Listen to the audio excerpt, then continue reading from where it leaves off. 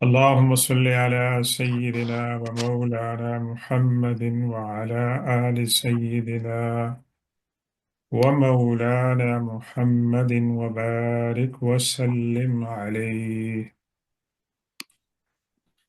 أعوذ بالله من الشيطان الرجيم. بسم الله الرحمن الرحيم.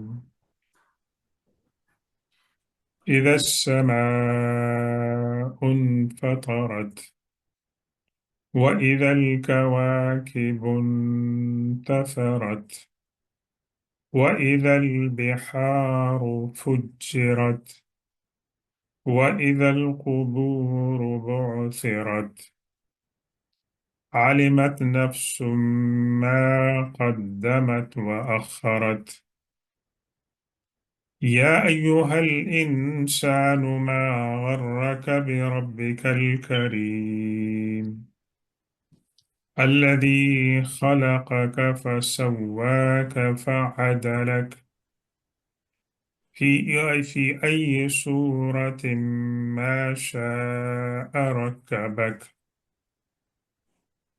كلا بل تكذبون بالدين وإن عليكم لحافظين كراما كاتبين يعلمون ما تفعلون. صدق الله مولانا العظيم وبلغنا رسوله النبي الأمي الأمين الكريم ونحن على ذلك لمن الشاهدين والشاكرين والحمد لله رب العالمين. السلام علیکم ورحمۃ اللہ تعالی وبرکاتہ۔ ہمارا آج کا درس قرآن پاک کی سورت الانفطار جس کا نمبر 82 ہے اور جو مکی سورت ہے اور جو کرونولوجیکل آرڈر میں سورہ النازعات کے بعد نازل ہوئی، اور یہ وہ صورت ہے کہ جس کے بارے میں حضور پاک صلی اللہ علیہ وسلم نے فرمایا کہ جو شخص یہ چاہتا ہے کہ وہ قیامت کا آنکھوں دیکھا حال معلوم کرنا چاہے تو اسے سورت التکویر، سورت الانفطار اور سورت الانشقاق کی تلاوت کرے۔ اس لحاظ سے حضور پاک صلی اللہ علیہ وسلم نے امت کو دعوت دی کہ آخرت اور قیامت پر اپنی ایمان کو مضبوط بنانے کے لیے ان صورتوں کی تلاوت کریں، اور پھر ان صورتوں میں جو ہیبت ہے، وحشت ہے، خوف ہے، اس خوف کی وجہ سے قیامت کے لیے تیاری کریں۔ دونوں صورتوں کے درمیان کافی گیپ تھا۔ سورہ تکویر تو پہلے نازل ہوئی، دونوں مکی صورتیں ہیں، ارلی پیریڈ سے تعلق رکھتی ہیں، لیکن ایک اندازے کے مطابق ان دونوں کے درمیان تقریباً 82 صورتوں کا گیپ ہے، اور موضوع کے لحاظ سے بہت زیادہ مماثلت ہے، اور زبان اور فصاحت اور بلاغت کے لحاظ سے بھی تھوڑا سا فرق جو ہے وہ نمایاں ہے۔ مثال کے طور پر سورت التکویر کے اندر لفظ اذا بہت کثرت سے استعمال ہوا، اور ماضی مجہول کا صیغہ کثرت سے استعمال ہوا۔ اس صورت کے اندر اذا کا لفظ جو ہے وہ بہت ہی کم استعمال ہوا ہے، اور اس صورت میں جو ہے پاسٹ ٹینس جو ہے وہ ایکٹیو وائس میں اور پیسو وائس میں جو ہے وہ استعمال ہوا ہے، لیکن کم استعمال ہوا ہے۔ اور دونوں صورتوں میں ایک فرق دوسرا یہ ہے کہ ایک کے اندر تو قیامت سے پہلے کے جو واقعات ہیں ان کا ذکر ہے، اور دوسری کے اندر جو ہے وہ قیامت کے بعد کے جو واقعات ہیں وہ ان کا ذکر ہے، یعنی ایک ہے نفخہ اولا اور ایک ہے نفخہ ثانیہ۔ آ، تو یہ تھوڑا سا جو ہے ان کے اندر کامن چیزیں بھی ہیں اور تھوڑے سے فرق بھی ہے۔ اس کے علاوہ آپ اندازہ لگائیں کہ دونوں صورتوں کے اندر پھر اس کے علاوہ سورہ انشقاق آ رہی ہے، اور اس سے پہلے سورہ قیامہ ہے، اور دیگر جو صورتیں ہیں ان میں قیامت کا، آخرت کا، جنت اور دوزخ کا جو بیان ہے وہ بار بار ریپیٹ ہوا ہے۔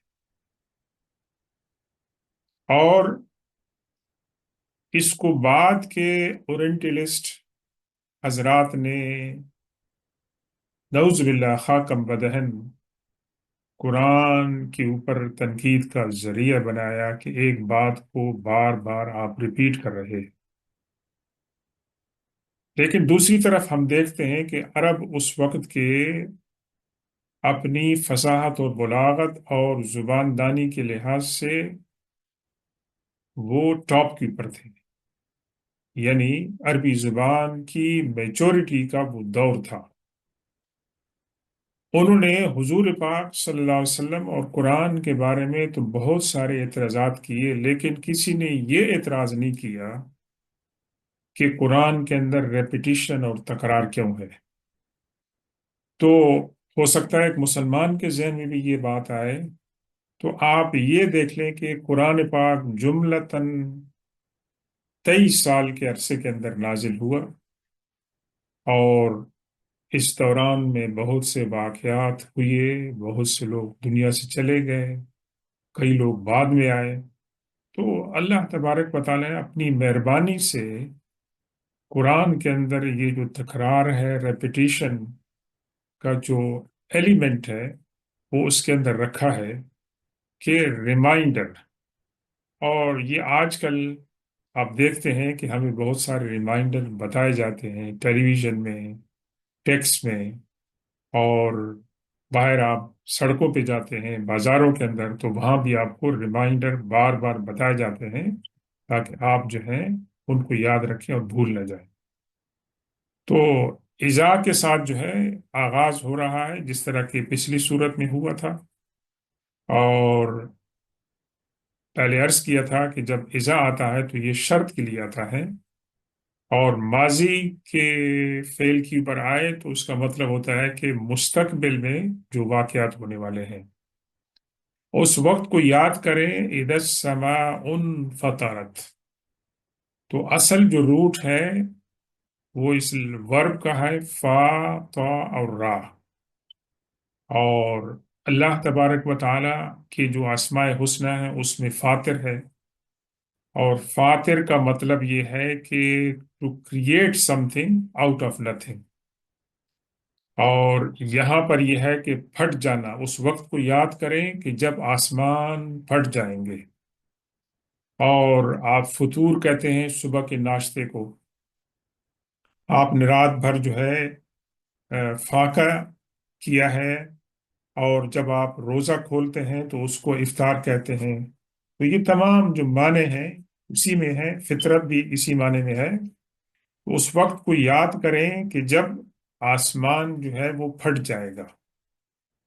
اور قرآن پاک کا یہ اسلوب ہے کہ وہ اکثر عربوں کی توجہ دلانے کے لیے ایسے موضوعات کو اختیار کرتا ہے جن سے وہ مانوس ہیں، اور جن کی وجہ سے ان کو قرآن کا پیغام سمجھنے میں آسانی ہوتی ہے۔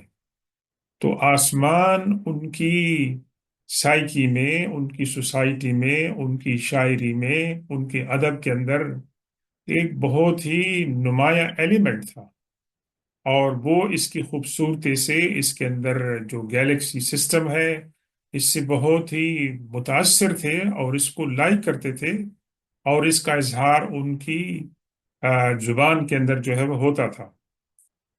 اور یہ اللہ تبارک و تعالی ایک ریمائنڈر، اور اس بات کو بار بار ایمفسائز کیا جا رہا ہے کہ یہ دنیا جو ہے یہ فانی ہے، اور انسان کا قیام اس دنیا میں اجل ایک فکس پیریڈ ہے، اس تک ہے۔ تو انسان کے ذہن میں یہ سوال آ سکتا ہے کہ میں دنیا سے اگر چلا گیا تو میرے بعد کیا ہوگا؟ یہ دنیا تو چلتی رہے گی، لیکن انسان کو بتایا جا رہا ہے کہ نہیں، آپ کے جانے سے کے بعد ہو سکتا ہے دنیا کچھ عرصے تک زندہ رہے، لیکن اس دنیا کو ایک دن زوال آئے گا۔ کل من علیہا فان وَيَبْقَى وَجْهُ رَبِّكَ ذُو الْجَلَالِ وَالْإِكْرَامِ، ہر چیز نے فنا ہونا ہے اللہ تبارک و تعالیٰ کے سوا۔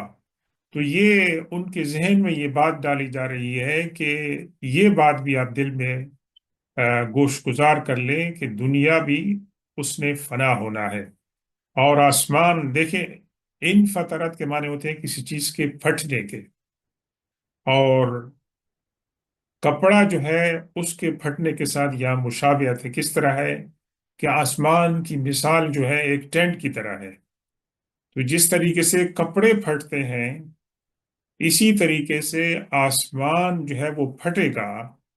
جب آسمان پھٹے گا تو آسمان کے اندر جو لائٹس ہیں، جو ستارے ہیں، اور سورج ہے، چاند ہے، اور بہت سے ستارے ہیں جن کو ہم زیادہ قریب سے نہیں دیکھ سکتے ہیں، تو جب چھت گرے گی تو چھت کے گرنے کے ساتھ ساتھ چھت کے اندر جو چیزیں لٹکی ہوئی ہیں وہ بھی گر جائیں گی، اور پھر اندھیرا جو ہے وہ چھا جائے گا۔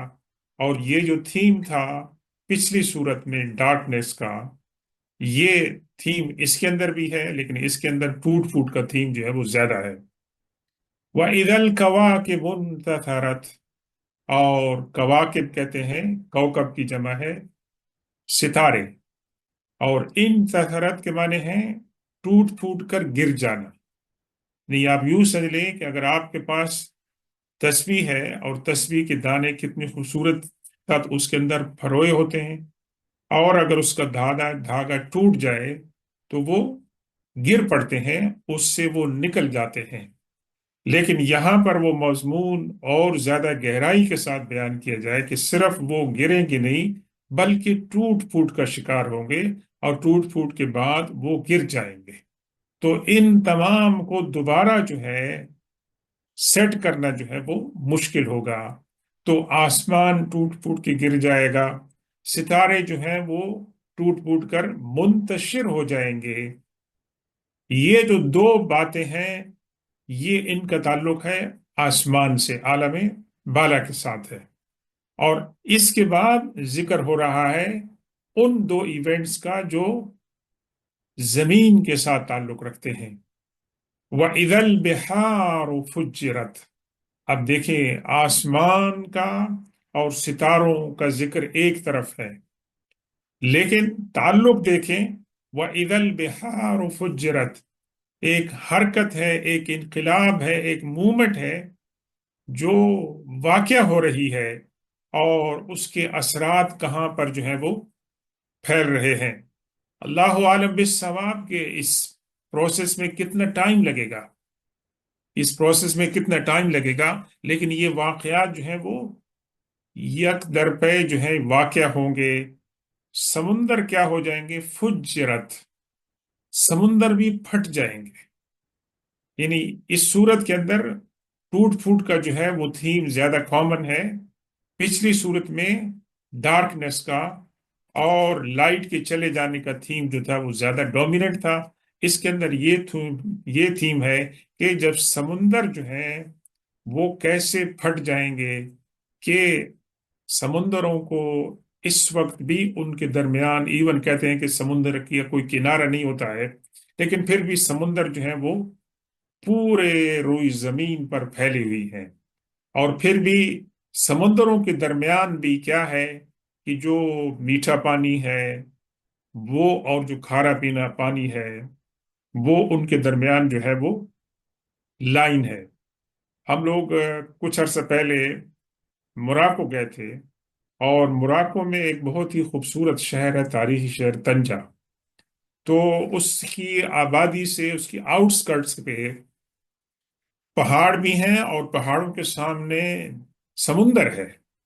تو وہاں ہمیں دکھایا گیا کہ کس طرح دو جو پانی ہیں وہ درمیان میں ان کی لکیر ہے، اور وہ ایک دوسرے کے اوپر جو ہے کراس نہیں کرتے ہیں۔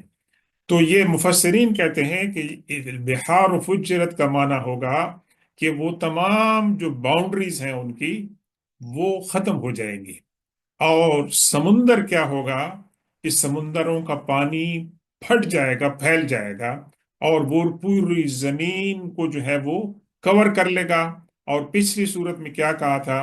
سجرت کا لفظ تھا کہ سمندروں سے آگ جو ہے وہ نکلے گی۔ تو یہ پروسیس جو ہے یہ عجیب و غریب اللہ تبارک و تعالی جو ہے وہ دکھائے گا۔ وَإِذَا الْقُبُورُ بُعْثِرَتْ، یعنی آپ یہ سمجھیں کہ دونوں صورتوں کے جو تھیمز ہیں مین تو ایک ہی ہیں، لیکن ان میں تھوڑا سا جو ہے نا وہ فرق آیا۔ اور یہاں پر کیا بتایا اختصار کے ساتھ؟ وَإِذَا الْقُبُورُ بُعْثِرَتْ، اور جب قبریں جو ہیں وہ الٹ پلٹ کر دی جائیں گی۔ بعثرت کے معنی کیا ہوتے ہیں؟ کہ کسی چیز کو آپ اپ سائڈ ڈاؤن کر دیں، اس کو اندر انقلاب پیدا کریں۔ اور قبر کا معنی ہمارے ہاں کیا ہے؟ کہ قبر کا معنی یہ ہے کہ جس کے اندر ہم مردے کو دفن کرتے ہیں۔ اور یہ بھی عجیب انقلاب ہوگا کہ قبر کو اپ سائڈ ڈاؤن کر دیا جائے گا۔ اور یہ انسان کے لیے اس بات کا سمجھنا مشکل ہے کہ قبر کس طرح اپ سائڈ ڈاؤن ہوگی۔ کہ مقصد یہ ہے کہ قبر جو ہے، اب تو ہم اس کو جب کھودتے ہیں تو ہم ڈیڈ باڈی کو بالکل سطح زمین کے ساتھ ان کا جسم جو ہے وہ لگتا ہے، اور بالکل وہ نیچے ہوتے ہیں۔ تو اذا القبور بعثرت کا معنی کیا ہوگا؟ اس کی باڈی جو ہے وہ اوپر آ جائے گی۔ من بعثنا من مرقدنا هذا، جس سورہ یاسین کے اندر ہے من مرقدنا۔ دیکھیں الفاظ میں کتنا فرق ہے۔ قبر کے معنی یہ ہے کہ جو چیز کسی چیز کو کنسیل کرتی ہے، چھپاتی ہے، مدفون کا۔ مرقد، را، قاف اور دال سے مراد ہے ڈیپ سلیپ، لیکن ایسی سلیپ کہ جو انکمفرٹیبل ہو، اس کے اندر بھی ان کو ڈسٹربنس جو ہے وہ ہوئی ہو۔ تو وہاں جب لوگ اٹھیں گے تو وہ پہلا جو جملہ ان کا ہوگا تعجب کا، حیرت کا، من بعثنا من مرقدنا ھذا، ہمیں اس نیند سے کس نے بیدار کر دیا ہے اور ہمیں اٹھا دیا ہے۔ تو یہ اللہ تبارک و تعالیٰ نے چار جو باتیں بیان فرمائی ہیں، اور اذا جو ہے وہ لفظ شرط آتا ہے تو اس کا جواب آ گیا۔ اور ایک دوسری بات آپ غور کریں کہ سورہ تکویر کے تقریباً اختتام پر اللہ تبارک و تعالیٰ نے یہ سوال ڈالا تھا، این تذہبون، اے انسانوں تم کہاں جا رہے ہو؟ یعنی تمہاری ڈائریکشن کدھر ہے؟ تو ایک لحاظ سے اس سورت کی جو ابتدائی آیات ہیں، ایک تو اس کا جواب دے رہے ہیں کہ انسان کہاں جا رہے ہیں؟ انسان جا رہے ہیں میدان حشر کی طرف، قیامت کی طرف جو ہے وہ جا رہے ہیں۔ ان کی منزل رواں دواں ہے، وہ پیچھے نہیں ہٹیں گے۔ یہ کائنات کی جو ہسٹری ہے اور جرنی ہے، یہ اپنی ڈیسٹینیشن کی طرف چل رہی ہے، اور اس کی جو جرنی ہے وہ کہاں پر ختم ہوگی؟ ان واقعات پر ختم ہوگی۔ اس کے بعد جواب دیا 5ویں آیت کے اندر ان چاروں باتوں کا، علمت نفس ما قدمت واخرت، یہ اس کا جواب ہے۔ ہر انسان کو، ہر ذی روح کو پتہ چل جائے گا ما قدمت و اخرت، کون سی چیزیں ہیں جو انہوں نے اب سے پہلے اپنے آپ سے پہلے بھیجی ہیں، اور کون سی چیزیں ہیں جو اپنے بعد چھوڑ آئے ہیں۔ یہ بھی فصاحت و بلاغت ہے، یعنی دو ڈفرنٹ میننگ ہیں لیکن ان کو ایک جگہ جو ہے وہ اکٹھا کیا ہے۔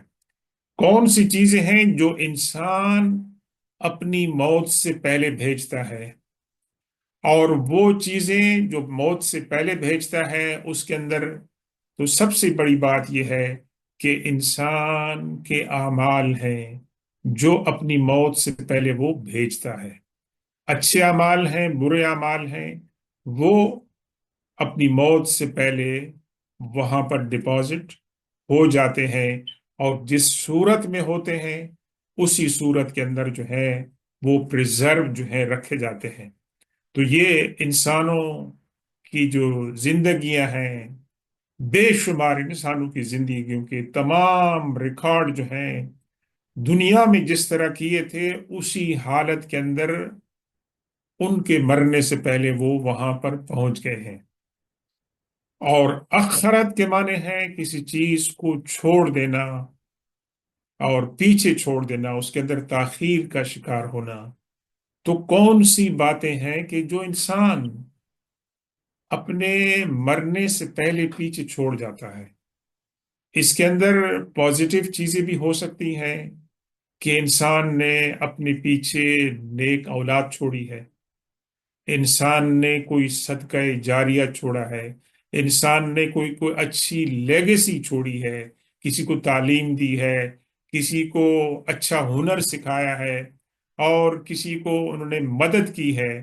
تو یہ آخرت کے معنی میں آئے گا کہ ان کے بعد بھی وہ سلسلہ جو ہے وہ چل رہا ہے، اور کسی نے کسی کو بری باتیں جو ہے سکھائیں، برے راستے پر ڈالا، تو ان کے جانے کے بعد ان کا تو دنیا سے تعلق تو ختم ہو گیا، لیکن چونکہ انہوں نے ایک بری رسم چلائی تھی اور ان کی وجہ سے جو وہ چل رہی ہے، تو ان کے اعمال کے اندر یہ باتیں بھی جو ہیں وہ شامل جو ہیں وہ ہوں گی۔ آخرت کا معنی یہ بھی ہوگا کہ انسان جس وقت موت کے دہانے پر پہنچتا ہے تو انسان کی نگاہ جو ہے اس کے سامنے پوری زندگی کا نقشہ آ جاتا ہے۔ انسان کے دل میں حسرت ہوتی ہے، کاش میں نے یہ کام کیا ہوتا، کاش میں نے یہ کام نہ کیا ہوتا۔ تو اسی طریقے سے علمت نفس ما قدمت وأخرت، انسان جب اس خواب سے اٹھیں گے تو انسان کو پتہ چل جائے گا ریالٹی کا، کہ دنیا میں بتایا گیا تھا، اور دنیا میں جب بتایا گیا تھا تو کچھ لوگوں نے مان لیا تھا کہ ہاں ہم نے مرنے کے بعد زندہ ہوتا ہے، کچھ نے کہا تھا کہ ہم نہیں مانیں گے۔ لیکن اب دونوں دیکھ لیں گے کہ انہوں نے اپنے مرنے سے پہلے کون سی چیزیں پہلے بھیجی تھی، اور اپنے بعد کون سی چیزیں جو ہیں وہ چھوڑ دی۔ تو یہ اللہ تبارک و تعالی ریالٹی بتا رہا ہے اس دنیاوی زندگی کی۔ اور جیسے کہ حضور پاک نے فرمایا کہ اس سورت کو پڑھنے سے انسان کو قیامت کے جو حالات ہیں ان کا جو ہے ایک اندازہ ہوتا ہے۔ اس کے بعد اسلوب بیان اب تھوڑا مختلف ہو گیا ہے، اس کے اندر انسان کو ڈانٹ پلائی جا رہی ہے اور انسان سے سوال کیا جا رہا ہے۔ پچھلی صورت میں تھا این تذهبون، تم لوگ کدھر جا رہے ہو؟ اس میں کہا یا ایھا الانسان، اے حضرت انسان۔ اس کے اندر طنز بھی ہے۔ اللہ تبارک و تعالی نے انسان کو تو ادب سے جو ہے پکارا ہے، بس اس کا جو لحاظ ہے وہ رکھا ہے، لیکن فرمایا ما غرک بربک الکریم، اے انسان، حضرت انسان، تجھے کس چیز نے اپنے رب کے بارے میں دھوکے میں مبتلا کیا؟ اور یہ سوال ہے، اور یہ ریٹورک سوال ہے، اس کے اندر جواب بھی ہے بس، اور اس کے اندر انسان کو ڈانٹ بھی پلائی جا رہی ہے کہ انسان، تم دیکھو کہ تمہارا اوریجن کیا ہے، اور انسان کے دو میننگ ہوتے ہیں. ایک تو ہے کہ انسان نسیان جس کو ہم کہتے ہیں، کہ انسان بھول جاتا ہے. یہ انسان کی بیماری ہے، انسان کی کمزوری ہے. اور انسان کے دوسرے معنی کیا ہے؟ انس ہے، کہ انسان کے اندر جو ہے وہ کیا ہوتی ہے؟ افیکشن ہوتی ہے، اور پیار اور محبت ہوتا ہے. تو اے انسان، کہ تمہاری یہ تمام کمزوریاں ہیں، اور کون سی چیز ہے جس نے تمہیں اپنے مہربان رب سے دھوکے میں مبتلا کر دیا ہے، کہ جس نے تمہیں یہ سب کچھ دیا؟ کیا اللہ تبارک و تعالیٰ کی جو رحمتیں ہیں اور اس کی برکتیں ہیں، عنایتیں ہیں، کیا ان کی وجہ سے تم اس وہم میں مبتلا ہو گئے ہو کہ اللہ تبارک و تعالیٰ جو ہے وہ مجھ سے سوال و جواب نہیں کرے گا؟ اللہ تبارک و تعالیٰ اتنا رحیم و کریم ہے کہ وہ مجھے سزا نہیں دے گا؟ کیا تم یہ بھول گئے ہو کہ اللہ تبارک و تعالیٰ منصف بھی ہے، وہ جج بھی ہے، وہ انصاف بھی کرتا ہے؟ ہاں، اس کی رحمت وسعت رحمتی کل شیء، ہر چیز پر حاوی ہے، لیکن یہ ان لوگوں کے لیے ہے جو اللہ کی رحمت کی پناہ میں آنا چاہتے ہیں. اور جن کے اندر تکبر اور غرور ہے، وہ اس سے جو ہے وہ محروم ہوں گے. پھر کیا فرمایا؟ الذی خلقک، وہ مہربان رب جس نے تمہیں پیدا کیا. خلق، تخلیق، اس نے تمہیں آؤٹ آف نتھنگ، اس نے عدم سے وجود میں لایا. فسواک، یہ سوا کے معنی ہے کہ کسی چیز کو بناتے وقت اس کے پروسیس میں، اس کے ڈھانچے کو صحیح طریقے سے بنانے میں جتنے لوازمات ہیں ان تمام کو پورا کرنا. بس لفظی ترجمہ تو آپ کریں گے کہ جی برابر کیا، اسموتھ کیا، لیکن سوا کا معنی یہ ہوگا کہ اللہ تبارک و تعالیٰ نے صرف تمہیں تخلیق نہیں کیا، بلکہ اللہ تعالیٰ نے تمہارا ڈھانچہ بنایا. اور ڈھانچہ صرف نہیں بنایا، فعدلک، اس کے اندر بھی اللہ تعالیٰ نے اپنی وزڈم میں تمہاری ناک کہاں ہونی چاہیے تھے، تمہاری آنکھیں کہاں ہونی چاہیے تھے، تمہارا دماغ، تمہارا ہارٹ، تمہارے دونوں آ، ہاتھ اور پاؤں، اور پھر تمہاری جو سوچنے کی صلاحیت ہے، کام کرنے کی صلاحیت ہے، ان تمام کو ایک بہت ہی خوبصورت انداز کے اندر جو ہے ان کو ایڈجسٹ کیا، تخلیق بھی کیا، اس کو فیشن بھی کیا، اور اس کو برابر جو ہے خوبصورتی کے ساتھ بنایا. اکثر تقویم یہ نہیں کہ ہماری آنکھیں پیچھے ہوں اور ہمارے کان ادھر ہوں اور زبان ادھر ہو، تو دیکھنے والے کہے گا کہ یہ کیسی تخلیق ہے. لیکن کوئی انسان اللہ تبارک و تعالیٰ کی اس مخلوق پہ جو ہے یہ اعتراض جو ہے وہ نہیں کر سکتا ہے. ہاں، کچھ رجوعات ہوتی ہیں جن کی وجہ سے کچھ بچے پیدا ہوتے ہیں، ان کے اندر ڈیفیکشن ہوتی ہے، لیکن اللہ تبارک و تعالیٰ نے اس کو خوبصورت طور پہ بنایا.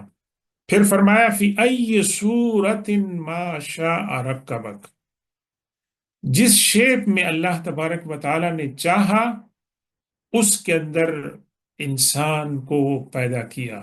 تو اللہ تبارک و تعالیٰ کے جو اسماء حسنہ ہیں 99، اس کے اندر ایک ہے مصور، تصویر گری کرنا، تصویر کو، امیج کو بنانا. یہ اللہ تبارک و تعالیٰ کے امیج میں انسان اس طرح ہونا چاہیے. تو اللہ تبارک و تعالیٰ نے جب شیطان سے بات کی تو فرمایا تجھے کس بات نے اس بات پہ آمادہ کیا کہ تو اس کے سامنے سجدہ نہ کر جس کو میں نے اپنے ہاتھ سے بنایا.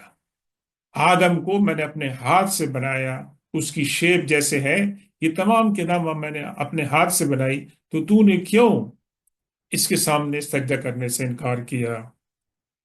اب یہ تمام باتیں کہنے کے بعد اب اسلوب بیان جو ہے وہ مزید سخت ہو رہا ہے انسان کے بارے میں. فرمایا کلا، ہرگز ایسی بات نہیں ہے. اللہ تبارک و تعالیٰ تو مہربان ہے، تم تو نا شکرے ہو، اور تم کیا کرتے ہو؟ بل تکذبون بالدین، تم جھٹلاتے ہو جزا اور سزا کے دن کو، قیامت کے دن کا تم اصل میں انکار کرتے ہو. اس کو نہیں مانتے ہو، اس کو امپاسبل سمجھتے ہو کہ مرنے کے بعد ایک انسان کا دوبارہ پیدا ہونا، مرنے کے بعد پوری کائنات کا دوبارہ ریزریکشن ہونا اور اس کائنات کا تباہ ہو جانا، یہ امپاسبل انسان سمجھتا ہے۔ بلکہ یہ تمام کی تمام جو باتیں ہیں، یہ کنسیکوینسز ہیں اس بات کے کہ انسان قیامت کے دن کو نہیں مانتا۔ اور پھر اللہ تبارک و تعالیٰ نے اختصار کے ساتھ بیان فرمایا مزید باتیں، وَإِنَّ عَلَيْكُمْ لَحَافِظِينَ، اور تمہارے اوپر اللہ تبارک و تعالیٰ نے کوئی ایسی مخلوقات جو ہیں وہ مقرر کی ہیں، حافظین، کہ جو حفاظت کر رہے ہیں، پریزرو کر رہے ہیں، ریکارڈ کر رہے ہیں، جو کچھ بھی آپ کام کر رہے ہیں اس تمام کو وہ ریکارڈ کر رہے ہیں۔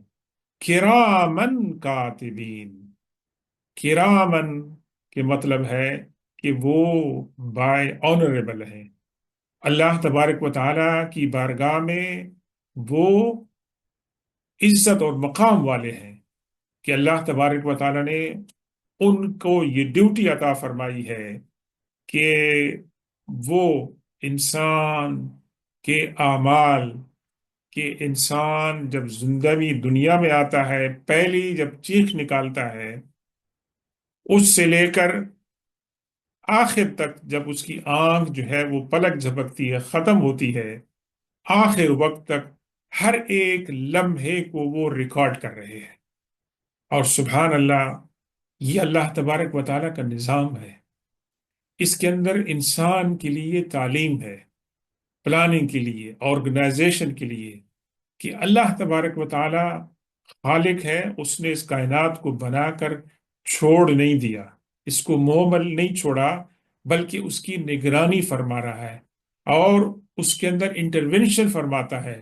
اور پھر یہ جو ریکارڈنگ کا سسٹم ہے، یہ اللہ تبارک و تعالیٰ نے ایسا بنایا ہے کہ کوئی چیز انسان کی زبان سے نکلتی ہے، اس کے اعضاء سے صادر ہوتی ہے، وہ تمام کی تمام کرامن کاتبین جو ہیں وہ کیا کرتے ہیں، اس کو ریکارڈ کرتے ہیں۔ یعلمون ما تفعلون، اور وہ کیا کرتے ہیں کہ جو کچھ بھی آپ کام کرتے ہیں اس کو وہ جانتے ہیں۔ ہماری زبانیں مختلف ہیں، اللہ تبارک و تعالیٰ نے فرشتوں کو یہ پاور دی ہے کہ ہم کسی بھی زبان کے اندر بول رہے ہیں، اچھی بات کر رہے ہیں، ذکر کر رہے ہیں، غیبت کر رہے ہیں، وہ تمام ان کو سمجھ میں آ رہی ہے۔ اور اللہ تبارک و تعالیٰ نے ان کو زبانوں کی جو صلاحیت ہے یہ بھی عطا فرماتی ہے کہ وہ اس کو سمجھتے ہیں۔ اور دوسری بات یہ ہے کہ ہم تو تھک جاتے ہیں، سو جاتے ہیں، ڈس فنکشنل ہو جاتے ہیں، لیکن ہمارے فرشتے جو ہیں وہ تھکتے نہیں ہیں۔ ہمیں غذا کی ضرورت ہوتی ہے انرجی کے لیے، لیکن فرشتوں کو اس کی ضرورت نہیں ہے، اللہ تعالیٰ نے ان کو ان سے مبرہ رکھا ہے۔ اور یہ کہ نہیں کہ ہماری جو نگرانی کرنے والے ہیں، جو مطلب ہے کہ واچ مین ہیں، سیکیورٹی والے ہیں، کبھی ان کو نیند آ سکتی ہے، کبھی ان کی توجہ ادھر سے ادھر جا سکتی ہے، لیکن کرامن کاتبین یعلمون ما تفعلون، ہر چیز کو وہ جانتے ہیں اور ہر چیز کو وہ ریکارڈ کر رہے ہیں۔ اب یہ جو عقیدہ ہے یہ اللہ تبارک و تعالیٰ کی ذات میں، اسلام کی ابتدائی تاریخ میں، قرآن کی ابتدائی تاریخ کے اندر اس کے اوپر بار بار زور دیا جا رہا ہے۔ اور یہی وہ عقیدہ تھا کہ جس نے صحابہ کرام کی زندگیاں تبدیل کی اور ان کے اندر یقین اور ایمان پیدا ہوا، اور یقین اور ایمان کے بدلے میں انہوں نے ایسے اعمال کیے کہ جن کو انسان جو ہے پڑھ کر اور سن کر جو ہے وہ دنگ رہ جاتا ہے۔ اس کی وجہ یہ تھی کہ ان کو حق الیقین حاصل تھا۔ ان الابرار لفی نعیم وان الفجار لفی جحیم۔ ابرار جو ہے بر سے تعلق ہے، بر کے معنی ہوتے ہیں نیکی کے، ابرار، اور بار جو ہے یہ اس کی جمع ہے ابرار، بے شک جو نیک لوگ ہوں گے وہ کیا ہوں گے؟ وہ نعمتوں کے اندر ہوں گے، ان کی زندگی جو ہے وہ آسودہ ہوگی۔ وَإِنَّ الْفُجَّارَ لَفِي جَحِيمٍ، دیکھیں ہم نے یہاں پر لفظ اِذِ الْبِحَارُ فُجِّرَتْ پڑھا تھا، اور فجر کا بھی لفظ ہے، اور فجار، ان تینوں کے اندر ایک بات کیا ہے کہ کسی چیز کا پھٹ جانا، اور فجار یہ سپرلیٹو ڈگری ہے، مبالغے کا صیغہ ہے، کہ جو برائی کے اندر کیا کرتے ہیں، تمام حدود کو پھلانگ جاتے ہیں، اور اللہ تبارک و تعالیٰ کے جو رولز ہیں ان کو وائلیٹ کرتے ہیں، ان حدود کو پھاڑتے ہیں۔ وہ تو فجار جو ہوں گے وہ کیا ہوں گے؟ لفی جہیم، وہ جہنم کے اندر ہوں گے۔ اب اس کے اندر ایک بہت ہی لطیف نکتہ ہے، ویسے یہاں پر یہ نہیں کہا کہ ان الکفار لفی جہیم، بلکہ کہا ان الفجار لفی جہیم۔ تو ایسے لوگ بھی ہو سکتے ہیں کہ جنہوں نے کلمہ تو پڑھا ہو، جیسے کہ ہم صدیقی صاحب نے گفتگو کی حدیث پاک کی، اور لیکن ایک ایک کلمے کے ساتھ ساتھ انہوں نے اللہ تبارک و تعالیٰ کی حدود کو پامال کیا ہو، وہ بھی فجار کے اندر ہیں۔ وَإِنَّ الْفُجَّارَ لَفِي جَحِيمٍ، اور ان کو کون سی بات وہاں سے نکالے گی؟ وہ کلمہ، انبیاء کرام، فرشتے، صالحین، ان کے دنیا کے جو نیک دوست تھے، پڑوسی تھے، ان کی سفارش ہوگی۔ وہ جب دیکھیں گے کہ بھئی ہمارے ساتھ فلاں فلاں صاحب تھے دنیا میں، وہ کہاں گئے، چلو جا کے دیکھیں، ان کو دیکھیں گے تو وہ اللہ سے گڑ گڑا کر دعا کریں گے، اللہ تبارک و تعالیٰ ان کی دعا کو، ان کی سفارش کو قبول فرمائے گا، اور فرمائے گا جاؤ ان کو نکال کے لے آؤ۔ لیکن فرما دیا ان الفجار لفی جہیم، جو بہت زیادہ گناہ کرنے والے، اللہ تعالیٰ کی نافرمانی کرنے والے، وہ جہیم کے اندر جائیں گے۔ یسلونہا یوم الدین، وصلہ یسلو کے معنی ہے ٹو ریچ سم تھنگ، وہاں پر وہ پہنچیں گے یوم الدین، قیامت والے دن، وہاں اس کو وہ پہنچ جائیں گے۔ وما ہم عنہا بغائبین، اور کوئی جگہ نہیں ہوگی کہ جو ان کو وہاں سے غائب کر سکے۔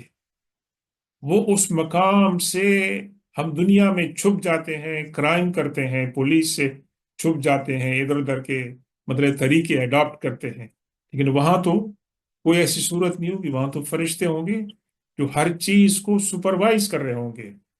وما ہم عنہا بغائبین، اور وہ اس منظر سے، اس انجام سے غائب نہیں ہوں گے۔